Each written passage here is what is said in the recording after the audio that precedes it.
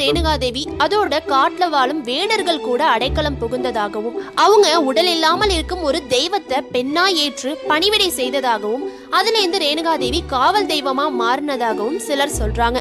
இன்னும் சிலர் வெட்டுப்பட்டு கிடந்த தன்னோட தலைய கைகளில் தாங்கி ரேணுகாதேவி காயங்களோட இந்த பகுதியில வாழும் வேடவர்கள் கிட்ட அடைக்கலம் புகுந்ததாகவும் அவங்க ரேணுகாதேவியை காப்பாற்றி குணப்படுத்தியதாகவும் சொல்றாங்க.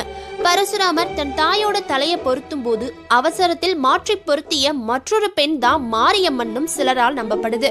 இந்த படை வீடு முன்னொரு காலத்துல புற்றுமேடா இருந்திருக்கு. முன்னாடிலாம் ஆந்திராவில இருந்து வளையல் வியாபாரிகள் சென்னைக்கு வந்து வளையல் வியாபாரம் செய்வாங்களாம். அவங்க கிட்ட வளையல் வாங்குற பொண்ணுங்களுக்கு மஞ்சள் குங்குமம் சேர்த்து கொடுக்கறத வழக்கமாவும் வச்சிருந்திருக்காங்க. ஒரு நாள் ஒரு வளையல் வியாபாரி அவரோட வியாபாரத்தை முடிச்சுக்கிட்டு ஆந்திராவுக்கு திரும்ப போக இருந்திருக்காரு. நைட்ல ரொம்ப நேரம் ஆனதால பெரிய பாளையத்துல ஒரு வேப்ப மரத்தடியில